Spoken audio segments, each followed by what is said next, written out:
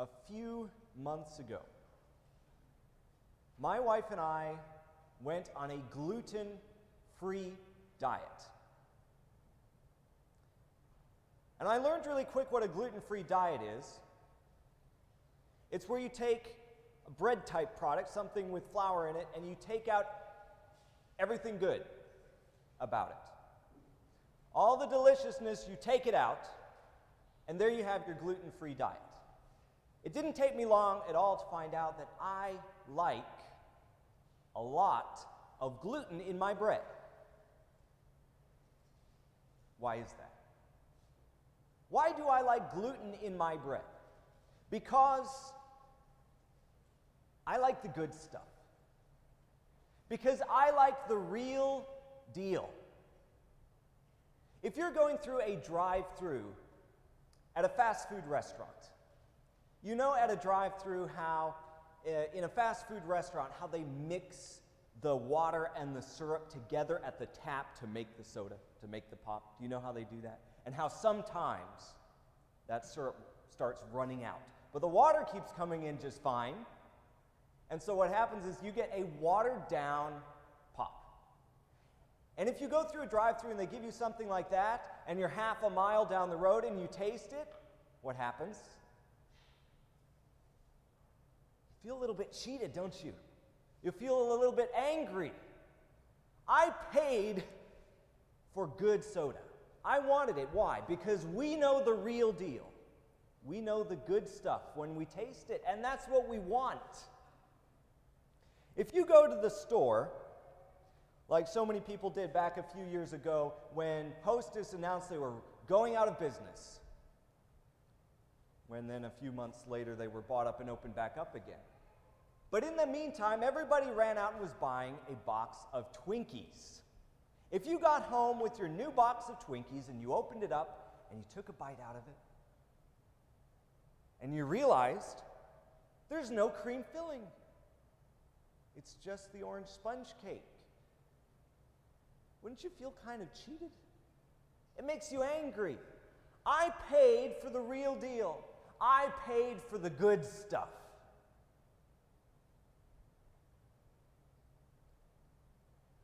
Open up to John chapter 2. I want to show to you this morning that Jesus is the real deal. Jesus is the good stuff.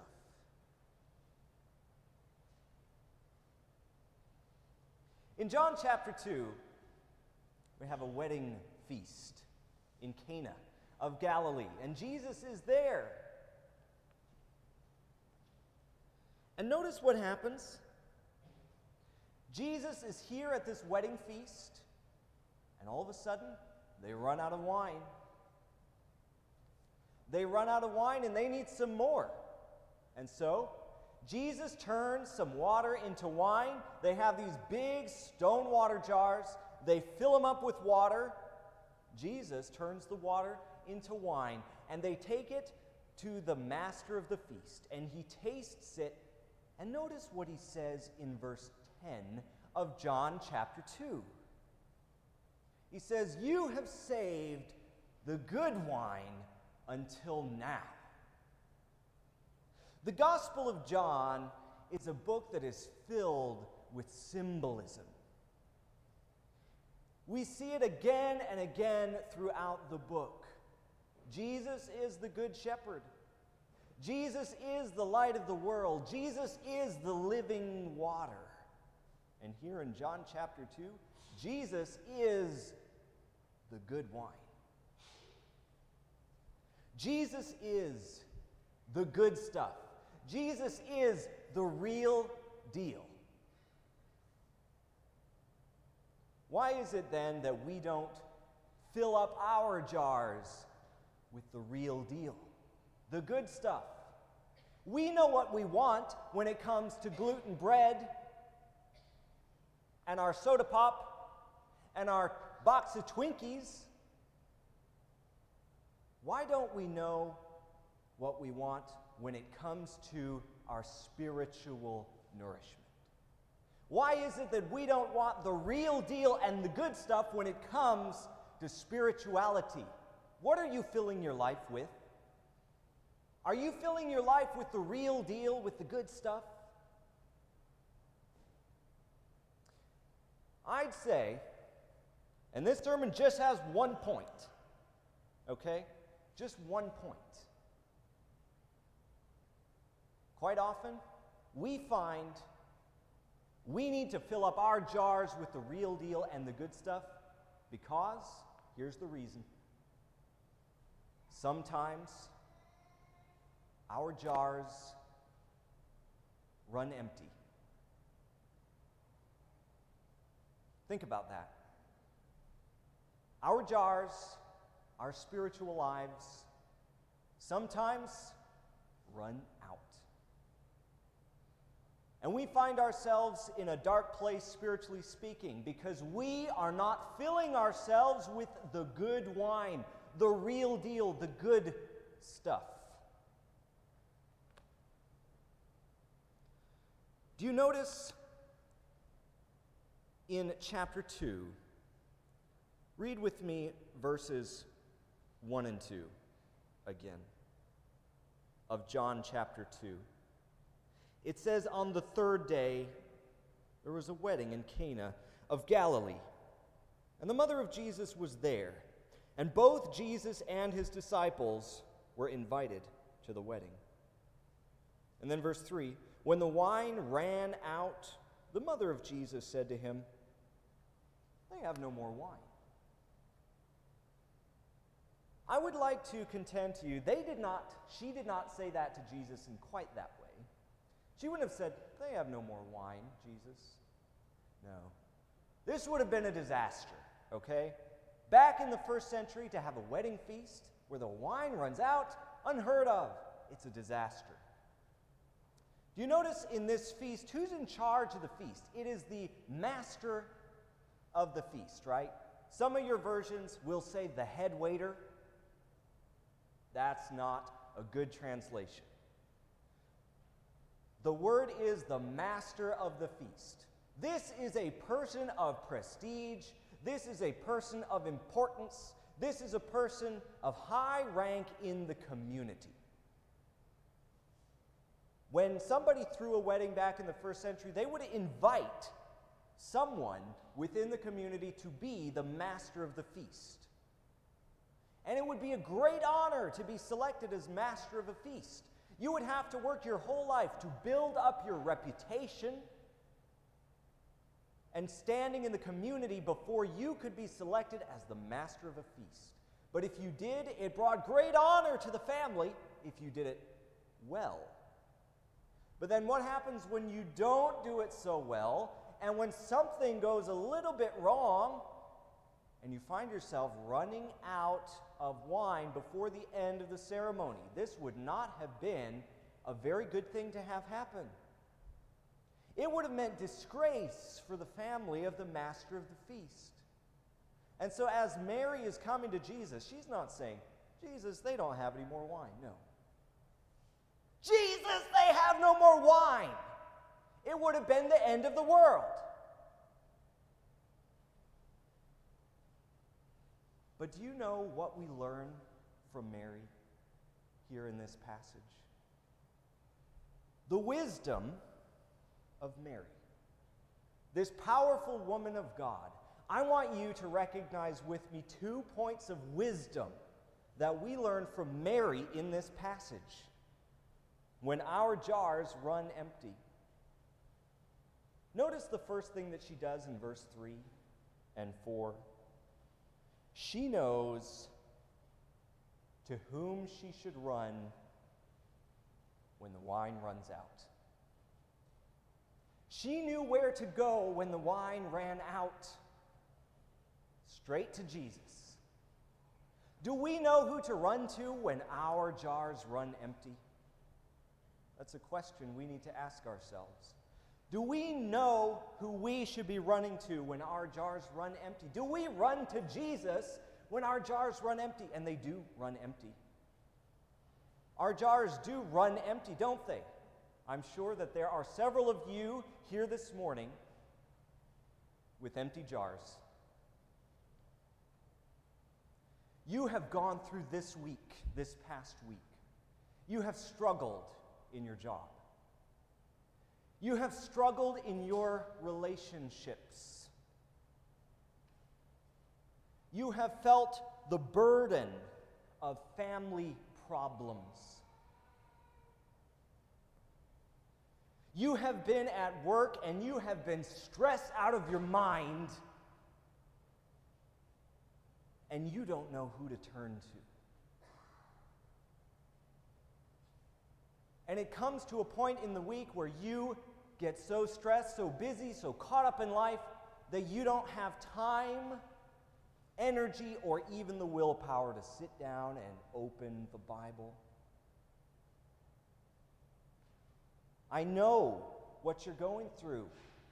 We all are there at some point where we feel the weight of life. Maybe you have a sickness in the family. You have an illness.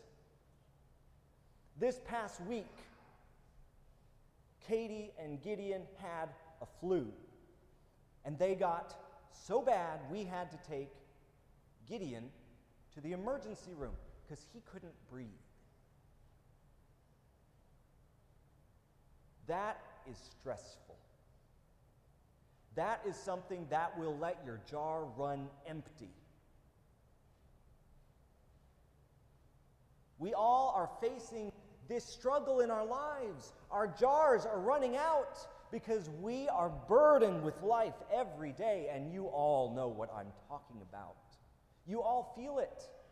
You feel the burden of life. And sometimes you say, what's the point? Sometimes you say, I just don't feel like it today. Because our jars are running empty.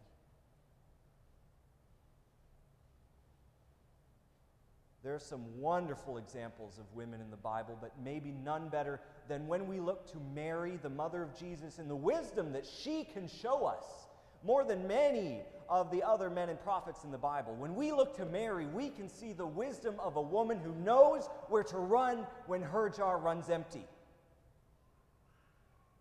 Do we run to Jesus when our jars are empty? Do we allow him to fill us up? Do we set time aside even when it is not convenient and open up our Bibles and say, God, this is your moment to fill me up? Or, here's what we do. We've got our big jars that should be filled up with the good stuff, the good wine, right? We have these jars. And here's so often what we try to do. We try to go around in our lives and find some way to fill up that jar ourselves. Well, maybe in this relationship over here, I'm going to try to start filling up my jar with that. Maybe you've got some kind of hobby that just takes away the stress of life a little bit, the pain, and it makes you feel a little bit better about yourself. And you've got this thing that you can do after you get home from work, something that can relieve your stress, and that's where you find the contents to fill up your jar, and you start throwing that in there too. Maybe you've got your own thinking, your own intellect that you are focused on, and you are working on gaining knowledge by going to school, and you think, wow, I'm filling up myself, and you are taking all of that and putting it into your jar, saying things are going to be better. Things are going to get better. What are we doing? We're taking the things of life to fill up our jars. Is that the real deal? Is that the good stuff? Is that going to help us? When we rely on the things of this life to fill up our jars, when we turn to things like immoral media, when we turn to things like wrong relationships, when we turn to things like going out and doing things that we ought not to be doing to make ourselves feel a little better about life and start filling up our jars, is that the real deal? Is that the good stuff? It's not. Jesus is the real deal. Jesus is the good stuff. And here's what we do. Here's something else that we sometimes do. We get our jar and we think that it's good. We think that it's full. And so what do? We take a jar. We take a lid. Okay? and we screw that lid onto our jar. We make sure it's nice and tight. And we say, wow, we've got everything in here. But pretty soon, our jars start running empty. Our jar is empty, but it's got that lid screwed on real tight. And then we come to worship service with our jars, and we say, God, fill me up. And he's pouring the good wine, but it's just running off the lid onto the ground. Because you are not opening up your life to the Scriptures. You are not opening up your life to God. You put a lid on your jar. And that's something that we can so often do. I know my jar is empty, but I'm not going to let God fill me up. We screw that on a little bit tighter. And we go home and we say, I didn't get anything out of worship today. I'm just not feeling it this week. I don't think I'm going to go to church services tonight. I'm just not feeling it. Because our jar has a lid that's screwed on a little bit too tight. I'd like you to notice the second area of wisdom that Mary shows us in this passage. Notice what Mary says in verse 5. She says, do whatever he tells you. She turns to the servants, even after Jesus had said, woman, my time has not yet come. And Jesus says, and Mary says, do whatever he tells you to do. Do you see what Mary is doing? She is demonstrating the fact that she understands that Jesus is the one with the solution to the problems if only we obey what he has told us to do. How do we fill up our jars with the good wine, the real deal, the good stuff? First off, we have to take off our lid. Secondly, we have to recognize the source of the good wine. It's Jesus. Mary says, do whatever he tells you to do. And they do. They fill up the jars with water, and they dip some out, and they take it to the master of the feast, and he tastes it, and he says, wow, this is the real deal. This is the good stuff. I challenge you all, take off the lids of your jars and taste the good wine. And realize that it is the real deal. It is the good stuff. But do not be guilty. Do not be guilty. Listen to me. Do not be guilty of what they were guilty of doing in this account. In verse 10, you've saved the good wine until last. Do not be guilty of saving the good wine until last. You can have the good wine right now. What do we so often do? I know I need to get my spiritual life in order. I know I need to do it. I know I need to get better. I know I need to open up the Scriptures and let Jesus feed me and fill me up. I'll do it later. I've got so much going on. I've got all kinds of stress going on. You have no idea. I've got a full-time job to deal with. I've got school to deal with. I've got family problems to deal with. I have got health problems in the family. I have got stress beyond belief. You don't know what I'm dealing with. I don't have time right now. You're screwing your jar lid on a little too tightly. And you're going to find your jar is going to run out. Don't save the good wine until last. You can have it right now. Take off the lids of your jars and let Jesus fill you up, because he is the good wine. He is the real deal. He is the good stuff. This morning, I know we offer an invitation where we say, come forward as we stand and sing. That's what we often say. But you can respond to this invitation. I'm not going to ask anybody to come forward this morning. You can do that if you want to, and we'd certainly be able to help you if you did that, but I'm not going to ask you to come up here because that's not how you respond to this invitation. It could be one way, but the way you respond, here's what you do when you realize Jesus is the real deal, the good wine. Here's what you do. You take off the lid of your jar and you say, God, I know I have been harboring lots of things in my life and holding on to things, and I'm not letting you fill me up.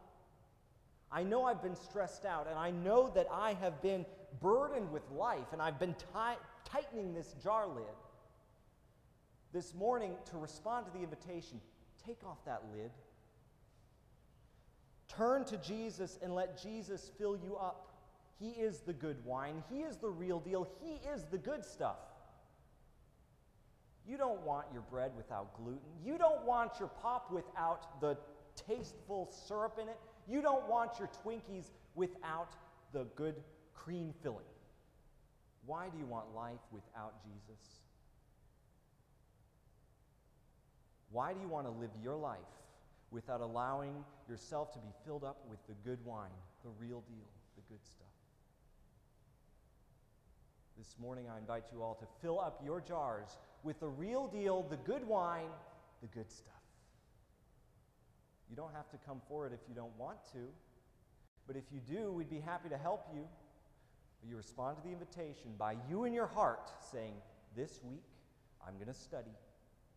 This week I'm going to pray. This week I'm going to forget about my problems because I can't control that, but you know who can. You know who can help you with your problems. You know who can fill you up. It's not all of that immorality that you are maybe doing on the side in your mind. It's not all of those things that you think you can do to fill up your jar, but it's Jesus. Jesus can fill up your jar and transform your life. What are you putting into your jar? This morning is the invitation for you to make a change in your life. So we fill up our jars with the real deal, the good stuff, the good wine. Let's stand and sing.